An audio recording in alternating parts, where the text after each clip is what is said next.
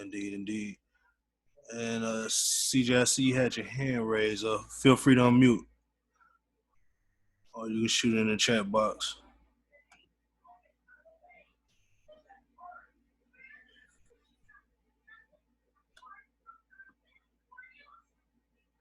I think you should be able to now. Oh, okay, no problem. Let me have this. Oh, hope everybody's week's been okay so far. We're gonna start off here with the stock market. So we've been having a lot of bullish impulse coming in. There's a different array of reasons why. Um, I will give you guys a little bit of a fundamental backdrop of what's kind of going on in the geopolitical space of the economy. Yet, technically, it's been very bullish. You can see it on the chart. So ever since around March, we've been just kind of pushing up. Well, excuse me, that'll be March here, but on a nice tangent.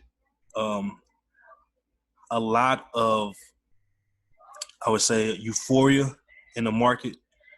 So when we look at the charts, price is generally going to be king, so it will, lead our direction. Yeah, we do want to keep eye out for, or keep in mind the different things that's going on in the economies currently. So this last week we had the euro officially sign out a bailout, so the market's actually priced in a lot of that movement. Even though the size of the fund, the way that they're going to actually implement it, that's a little skewed. So as a lot more of this information kind of hits the what I would call the balance sheet, we're going to see some trying times in the eurozone. So a lot of these different pushes has been from bailouts. Like I said, hysteria in the market, a lot of new money, old money that wanted to be put to work after this crash. So as far as technically, we did see a zone break, a little bit of a retest come up. At this level, we're going to be monitoring because we kind of see an extreme here. And it's looking like the gas may kind of run out of the car here. This whole rally has been on what we call a low volume rally. So there hasn't been really much. It's kind of been floating on thin air. So we're looking for a potential correction of this move. Now, what we're going to do, though, is where we're going to attack this is going to give it a little bit of room. I do have a little bit more of an aggressive entry here, but we're going to be looking to, kind of wait, let it get back in this zone here. If we can get to 3,200, we're going to be expecting that to break through the 3,200 area, continue on down, and we're going to be looking for a target around 3,000. So it'll be a decent little correction. We could go ahead and chop from there, but we do see these things potentially starting to run down and kind of exhaust from all this bullishness. Give me a second.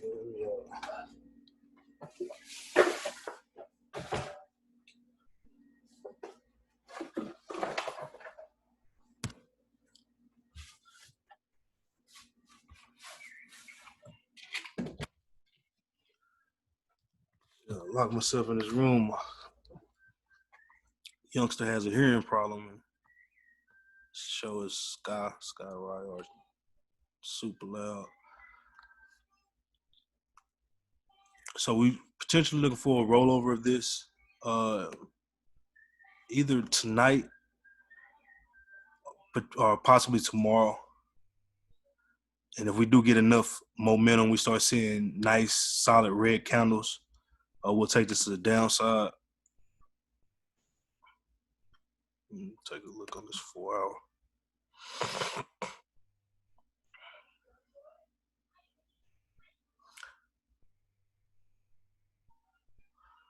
Make some nice higher highs, higher lows. We did get this pullback based on there was some actual news event, U.S.-China trade war. A couple of things about some. It's right on the tip of my tongue. Can't pronounce it, but there is a couple of bases, for lack of terminology, that the U.S. is looking to shut down due to some potential spies. So it caused a nice pull down. We came back up and retested this area here, but it looks like we could potentially reject that. So my eyes are glued to see how it kind of reacts. Of course, if we do get a push up, we're going to be waiting for a pullback this week or any type of indication that this area will hold, and we'll take it to the upside. Let's XPX as far as AJ. Same type of layout here. Is back at a previous zone. So we are looking at this weekly resistance level here, 7,700 to hold.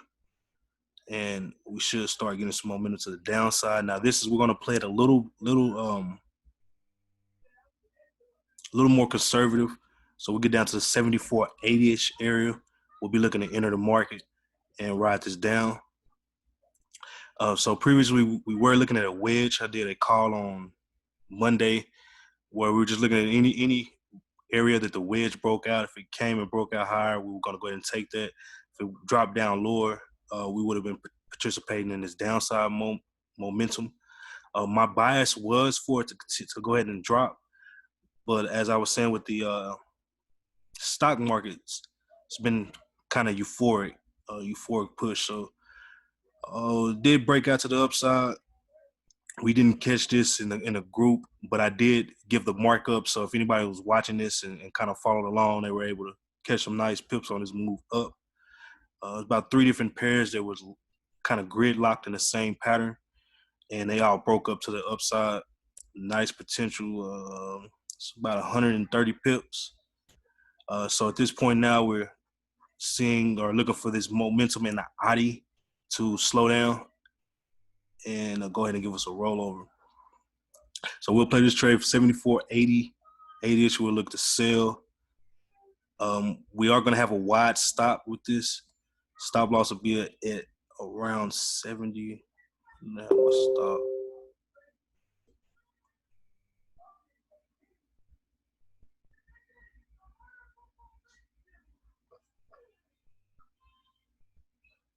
We'll go ahead and get one now.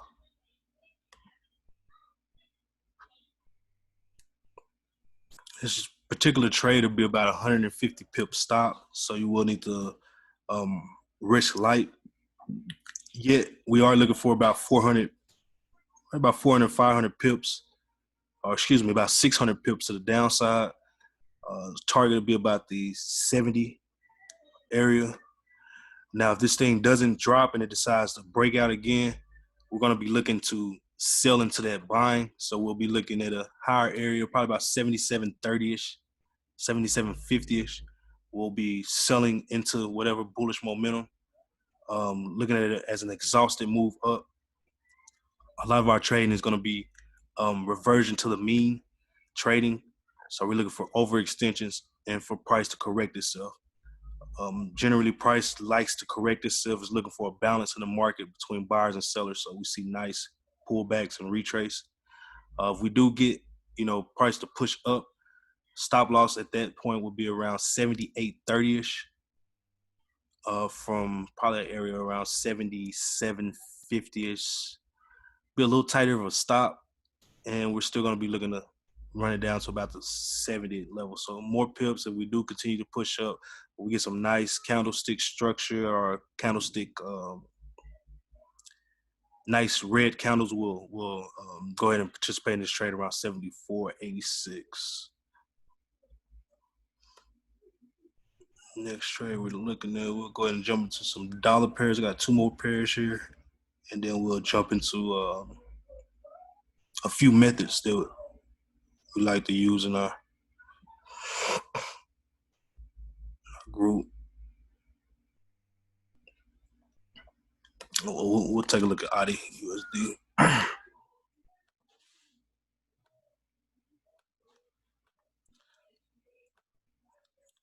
Yeah, this was one of the pairs that had a nice wedge. We took a look at some of the wedge patterns, kind of correlate those together.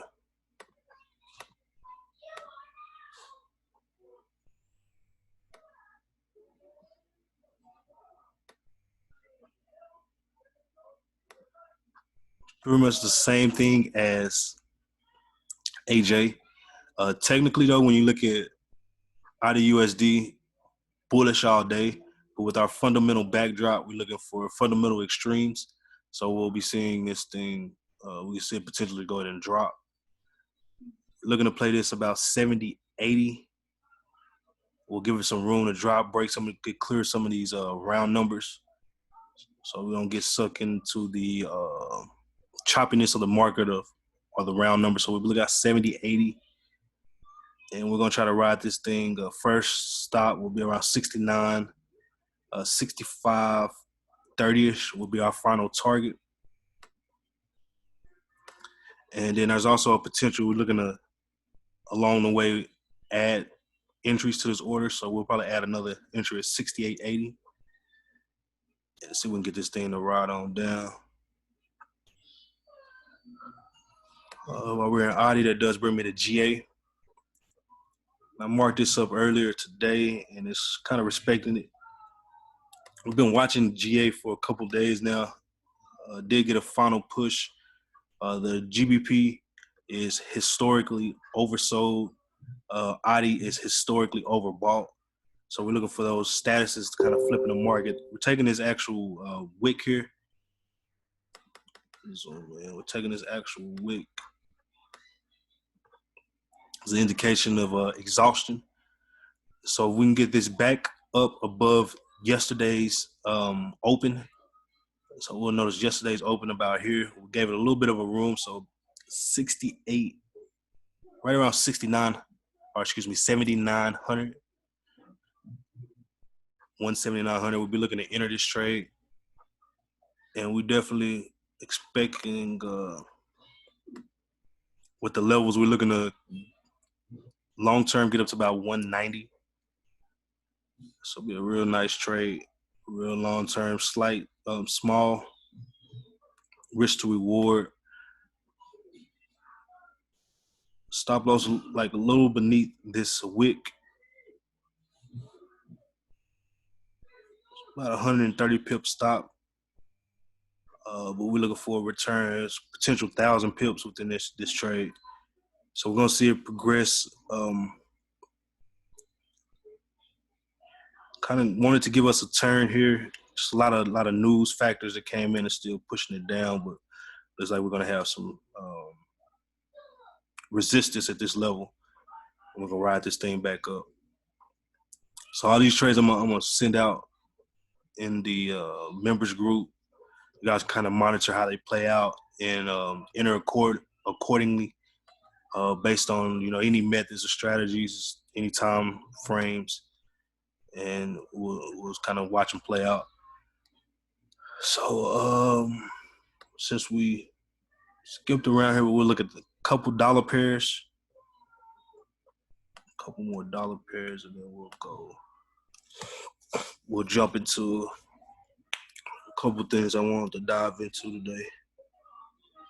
So UK has been another opportunity on our radar. USD been heavily oversold historically. We got a little bit of a increase in momentum due to a few factors. So everybody's been playing. So that is a little bit of a lesson that when you see stock market bullish, generally we're going to see USD go weak. JPY will probably fold as well. And the latter of the two, when you see the stocks dropping, you'll notice USD and JPY to gain strength. We also have a potential formation of a pattern. So it looks like kind of a little wonky W. This is a tight risk to reward ratio on this trade, so a nice move. We're gonna have our stop beneath beneath this little candle structure here. So we'll have a stop here about 133.46. We're going to be looking to enter the market around 135. So just above this previous yesterday's open. So we get a push back up and we enter around yesterday's open.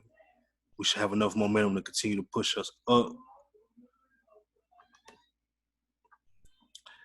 With the Bollinger Band, with the mouth being open, we're going to be expecting this to easily get back up to this 137 area. Not too much worried about the resistance here with the 20-day EMA, but we want to see this continue push. And long term, we're even looking up to the 140-ish area over this next upcoming week or two. So be a nice trade, put in a small lot, let this thing ride, and it should pay us out pips. Now we're going to jump into some exotics. This is going to be what you call a paroxy. It's going to be heavily based with Euro and USD. So if you're looking for something that moves more than, say, per se, Euro USD, this is a great exotic pair. There is a bigger spread on this actual pair, but once it moves and it'll pay you for your troubles. So looking at the entry around 88.99. This thing come all the way back up here to 94.30. Where was my stop? Let's go up to the weekly.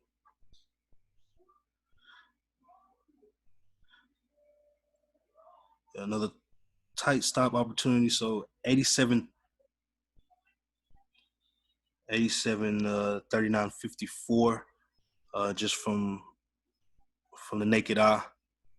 Yet what I will do is I'll place this trade, small lot, and I also use my MT4 to kind of calculate the dollar amount. Since the spread is bigger, I'll calculate that out based on the area that I'm looking for a stop loss. If it's going to be something minuscule, I may widen up the stop just a little bit, just to give it a little room, depending on, said account balance, depending on what I'm actually trying to do as a trader for that week. Am I up in the week? Am I down? Just different situations like that. So nice trade, tight risk, should reap some nice rewards on USD SEK. Got two more here, and we'll finish up this midweek preview. Then I'll dive into the cycles and how you guys could kind of sit and wait to take advantage of something that pretty much happens every week. So we got like this pair. This is USD Mexican peso. And generally when we have risk on, the peso gains generally or significantly. So you'll see nice runs down. But as you see, we've been in a risk on status. Stock market's been taking names, and this thing has barely moved. So as we look for some dollar strength, we should see this thing push up. Going to enter around 22.57. Continue to ride this thing up, potentially up to 24, or we could even get up to chart highs. Another pair with a tight stop.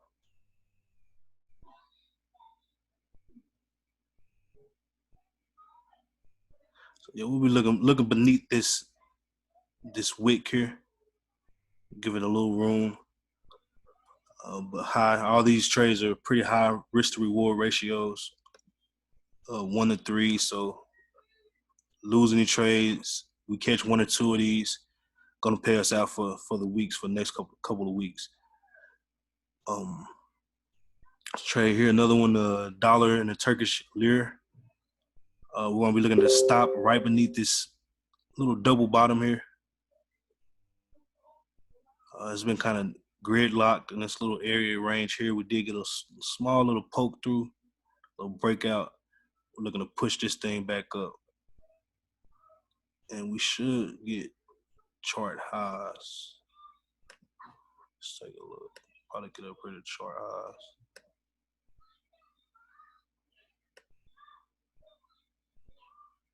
Right before the round number, we're looking to take profit.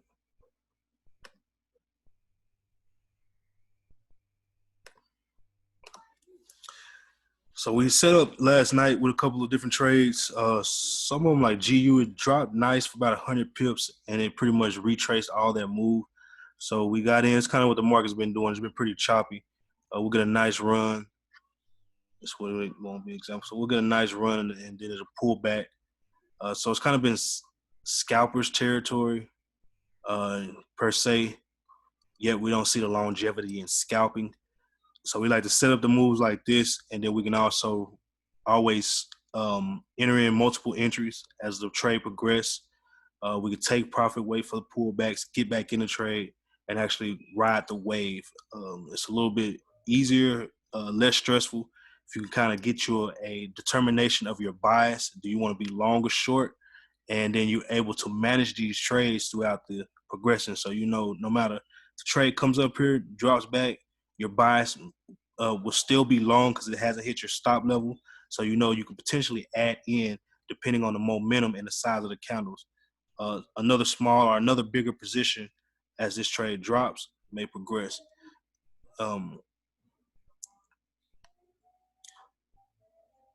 So I like to kind of keep it funky. I like to keep it, kind of honest with you guys. A lot of people you'll see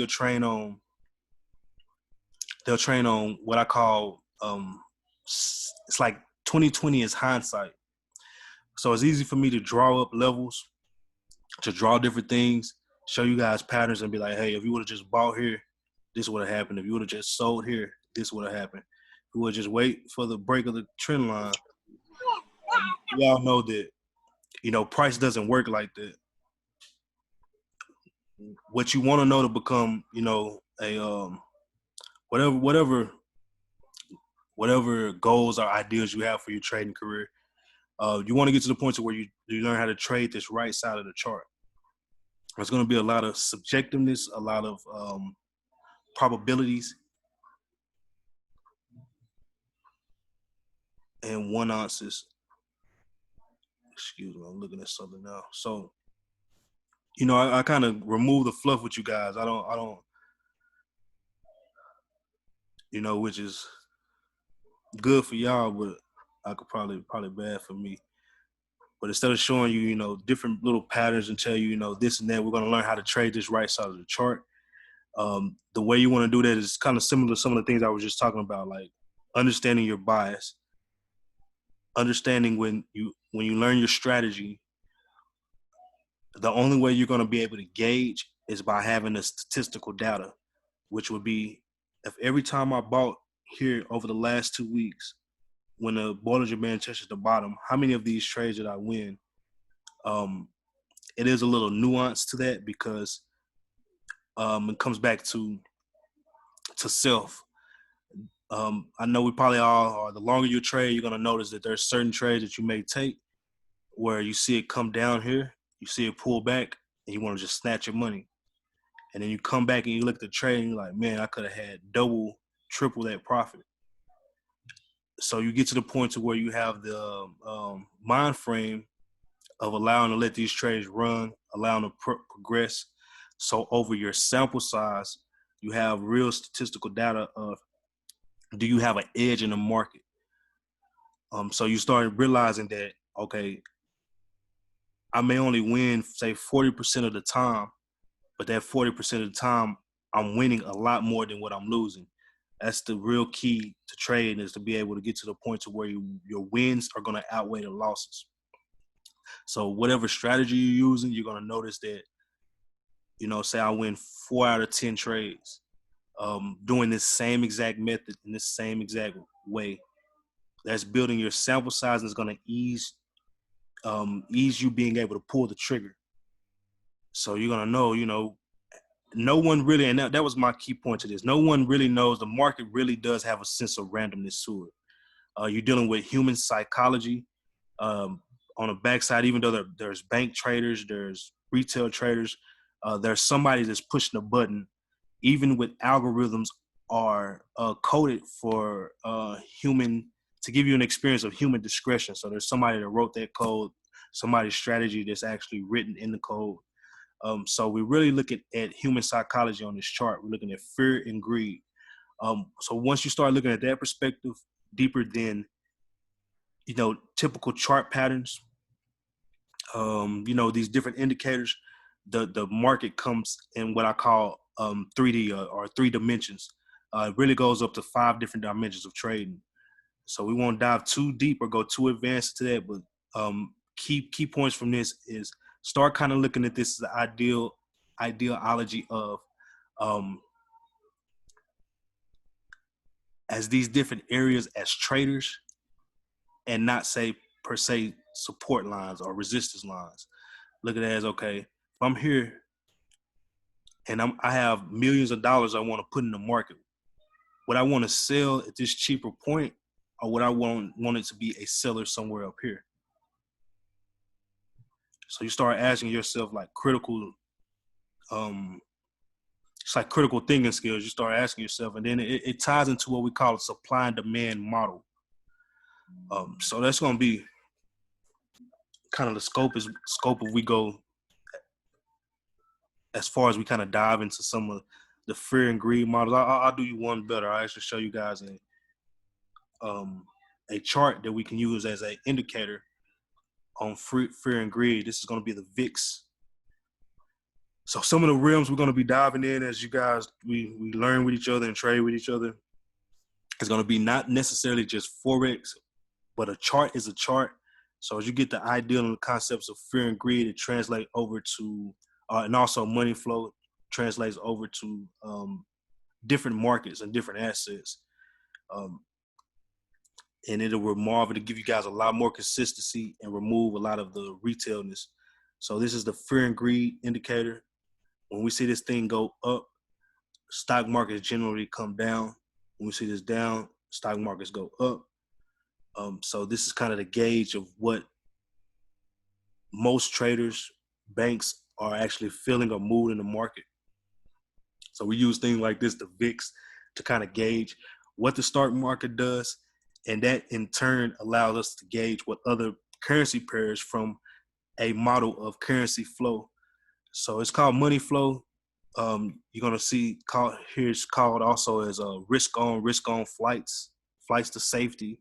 This is investors moving their money, putting their money to work. So goes back to me not wanting to give you guys fluff.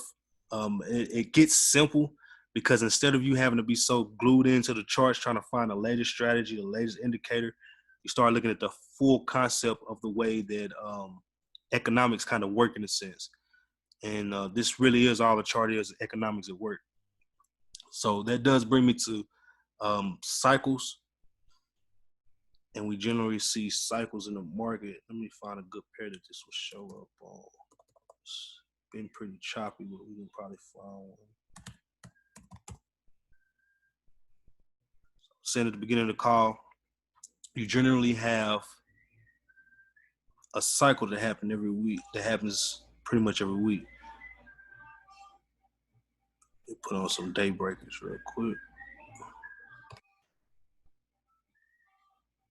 So the cycle usually runs from, let's say, a Wednesday all the way till the beginning of next week. So reversals usually typically happen Monday, Tuesday, or Wednesday. We call it the midweek reversal.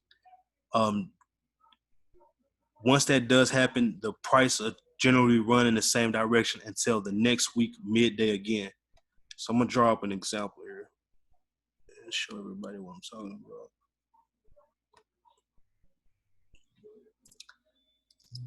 So as we learn this, we can even go into, there's macro and micro cycles that happen in the market.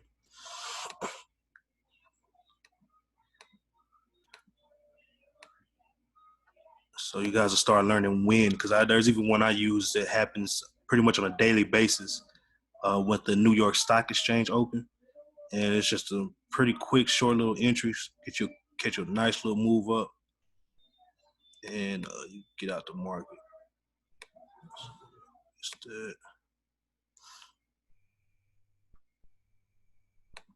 You know what? I can show you guys here.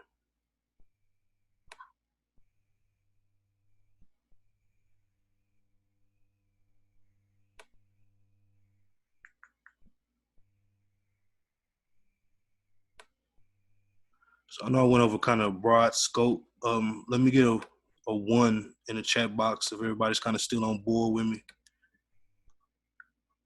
before we dive into this next subject.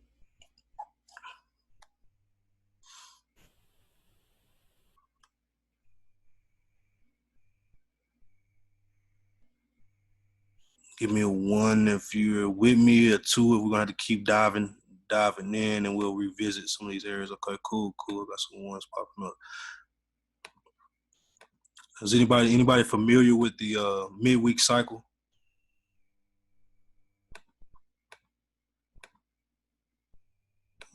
Drop a dollar sign if anybody's here familiar with midweek.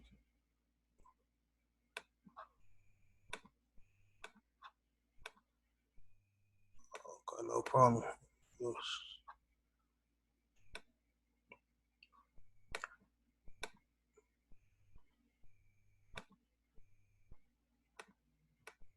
Yeah, I caught you.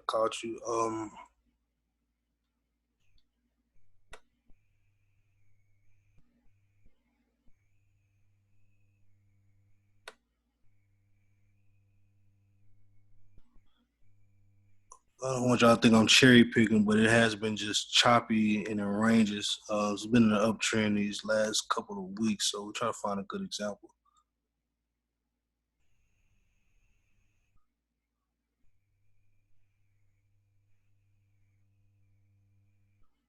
So this is okay, but it generally runs a lot smoother than what you're seeing. So we have on Monday, Tuesday was a bull. Wednesday we come in and we get a nice drop. This is hour. We get a decent drop. It did reverse here. A lot of choppiness. Came back and reversed on Friday. So let's see if we can find another. Let's look at another pair. Okay, here's a good example. So Friday we started going bullish. Monday we stayed bullish. Friday we started bullish. Monday we stayed bullish. Cycle continued. Tuesday we got our midweek reversal. That thing just snapped all the way till next week. And if you guys are familiar with wedge patterns, talking about wedges the other day. It was a nice wedge. Generally, what's there is a kind of go-to setup. Market to throw a wedge pattern, hit the highs, come back, kind of retest, and you kind of off to the races. So this midweek cycle ran for about 150 pips. So Friday we kind of leveled out. We kind of had the same thing on a smaller scale. Friday started getting resistance, pushed up Monday, Tuesday we were bullish, and coming into Tuesday we got a snap down, and it did pull back, but it continued bearish. Same as here, we got a resistance zone. Friday coming into Monday, market did the same thing. Monday, Tuesday rose. Wednesday we got a slight reversal, but due to all the news in this time in the market, it's kind of moving a lot of choppiness or staying in a range, keeping this thing elevated. But generally, you see nice setups on the midweek cycle. So once again, to kind of break down what happens, whatever we generally see run from Friday continues Monday, can continue, or we start looking for a reversal either Monday, Tuesday, or Wednesday. Could happen any one of these 3 days, and what happens on that midweek reversal generally plays out until the beginning of next week. Then the market will make another decision. Monday, Tuesday, get another reversal. Generally, it does run until like Friday, which it did here too as well. You could have just held this trade. No need to get out. It pulled back a little bit, Could have held it, stacked a couple of orders. I've been riding this thing down. Only goes back so far, so I don't feel like manually drawing out these levels. So these are some of the ways we try to attack. Just knowing things outside of the market, alongside of having our areas, our resistance zone, our key levels kind of drawn. We like to use the Bollinger Band a lot to see overextension, but then we add the element of knowing the different cycles of things outside of the chart that happens in the market, and allowing us, to particularly gain an edge. Or so I'm knowing something like this, like Monday, Tuesday, kind of getting a slight bullish trend. Wasn't nothing too significant. And then we got the rollover on Wednesday, Thursday, and Friday. So generally, with our signals, sometime Monday, Tuesday, I like to say these times are kind of market deciding which way it wants to go. So we do like to be prepared.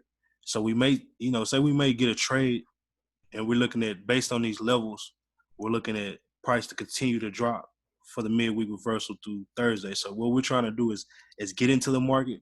Sometimes we may get, because you don't know when this is going to happen. Of course, we can see it because it already happened. That's what I mean by 2020's hindsight. So, like, I could have been like, hey, just drawing off a level and tell you guys that this is going to happen. But you really don't know. No one really knows. If they tell you that, they're lying to you. What's going to happen, how these candles are going to draw out.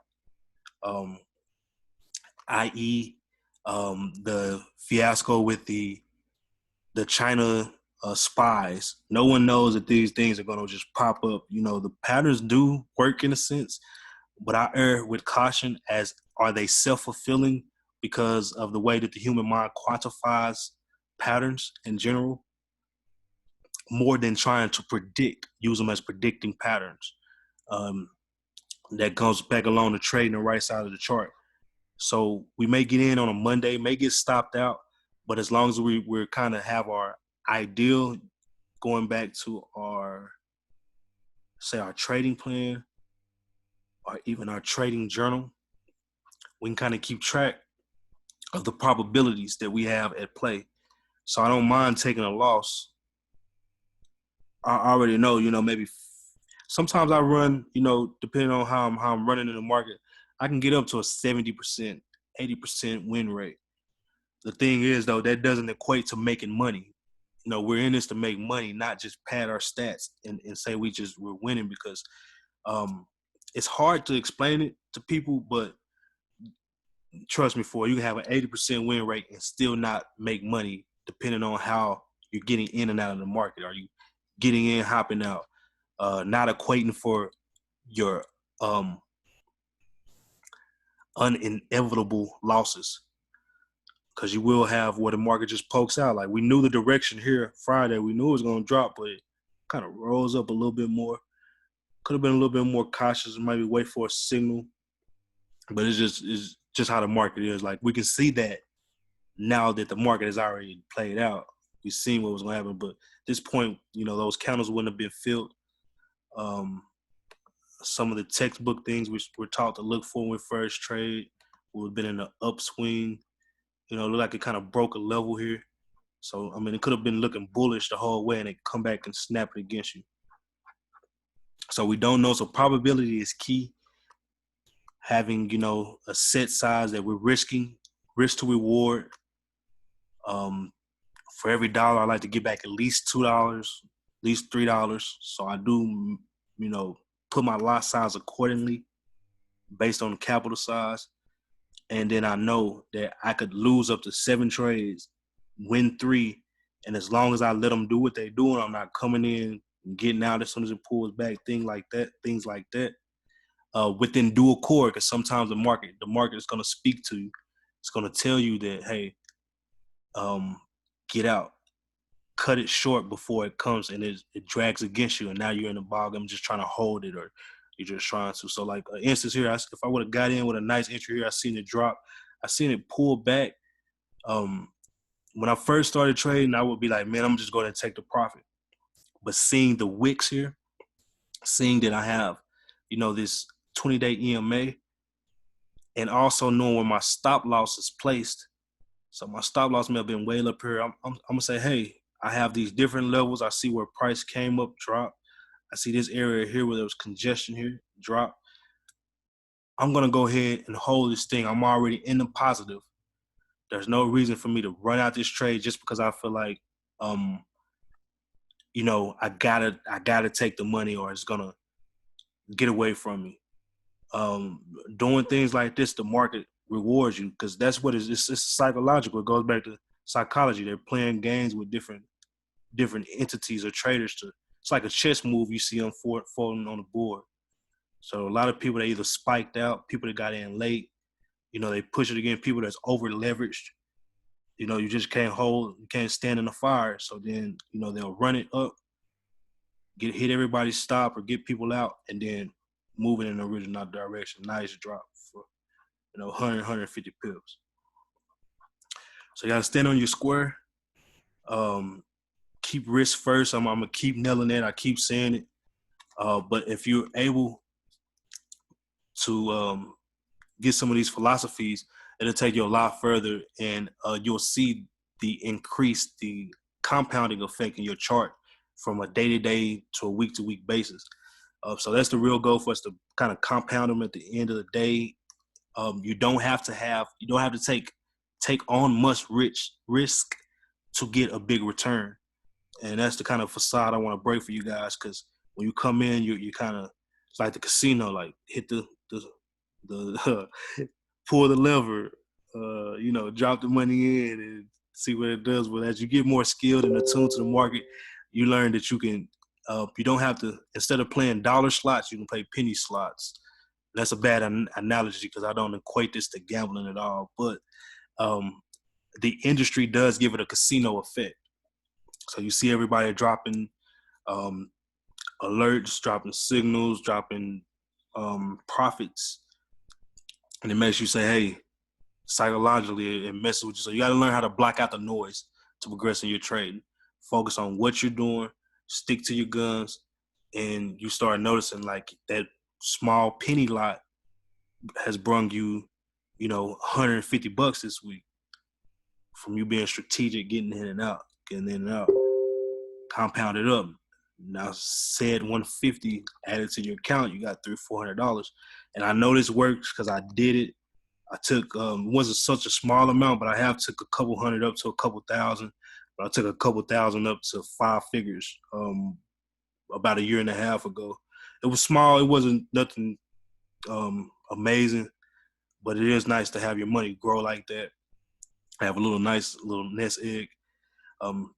So remove all the bull crap, for lack of French, that you see out there of people just going crazy. Yes, you can strike it rich in this, but this is a skill for life that's going to pay you for life. So if you grow and compound it, this return is going to be way bigger than what you see in a bank.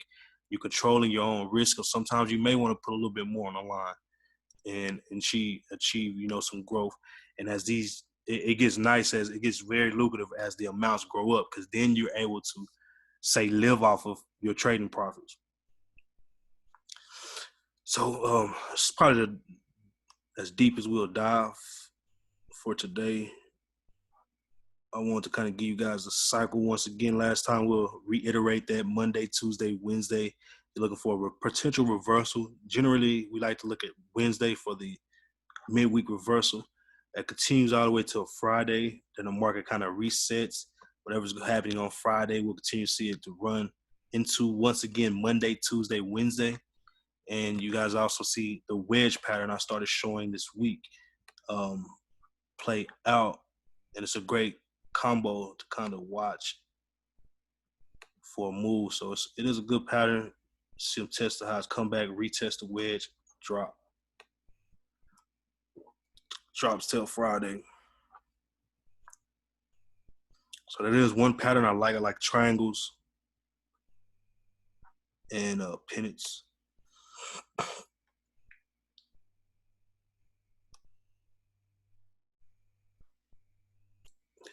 You entered the room, man. We winding up. What's going on, big dog? Yo, Yo. So man, you'll link up probably. We can probably link up here after this call. Get man, we wrapping up, man. We had a good little session though, man. We're going over midweek cycles. A couple of ways we like to hey, do the market. But I did record it too, so I sent it over to you here in a I minute. bet. Yeah. Hell yeah.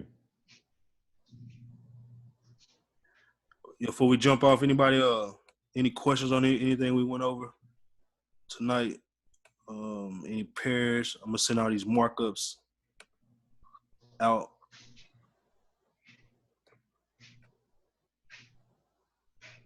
Okay, most definitely. You did come in a little late too, Crystal, but I'll get this sent over after it converts.